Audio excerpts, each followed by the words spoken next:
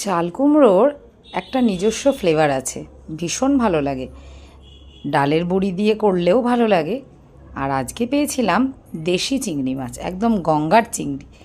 বাছা বড় মুশকিল, চিংড়ি মাছ হেঁটে এদিক থেকে ওদিক চলে যাচ্ছে। তো যাই হোক, চিংড়ি মাছ ছাড়িয়ে মোটামুটি মাথা লেজা বাদ দিয়ে যেটুকু পাওয়া গেছে, এইটা দিয়ে আজকে চাল কুমড়ো বানিয়ে নেব। প্রথমে চিংড়ি মাছটা ভেজে নিয়েছি। লাউ চিংড়ি তো আমরা খেয়েই থাকি, কিন্তু চাল কুমড়ো দিয়ে চিংড়ি কিন্তু খারাপ লাগে না, ভালোই লাগে। আর গরমে যত হালকা পাতলা খাওয়া যায়। তো একটু জিরে এবং শুকনো লঙ্কা ফোড়ন দিয়ে চাল কুমড়োগুলো দিয়ে দেব, একটু নাড়াচাড়া করে দেব, নুন এবং হলুদ আন্দাজ মতো, ব্যাস ঢাকা চাপা দিয়ে দেবো সিদ্ধ হওয়ার জন্য। তারপরে হয়ে গেলে জিরের গুঁড়ো দিয়ে ভালো করে নাড়াচাড়া করব, দিয়ে দেবো চিংড়ি মাছ আন্দাজ মতো, একটু মিষ্টি, রান্নায় একটু মিষ্টি না দিলে ঠিক ভালো লাগে না। আর কাঁচা লঙ্কা চিরে চিরে দিয়ে দেবো, এবং সব শেষে দেবো নামানোর আগে একটু ধনেপাতা।